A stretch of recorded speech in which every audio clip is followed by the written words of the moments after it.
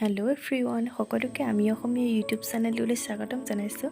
আজি কেঁচা আমৰ টেঙা আৰু জ্বলা চাটনি এখনৰ সৈতে আপোনালোকৰ মাজলৈ আহিছোঁ। গৰমৰ দিনত দাইলৰ লগত এইখন চাটনি হ'লে আৰু ভাতকেইটা ধুনীয়াকৈ যায়, নহয়নে বাৰু? এয়া মই প্ৰথমতেই লৈ লৈছোঁ, এয়া 6-7টামান লৈছোঁ জলকীয়া আৰু এটা কেঁচা আমটো যিহেতু বহুত টেঙা, সেইকাৰণে মই জলকীয়া কেইটামান সৰহকৈ লৈছোঁ।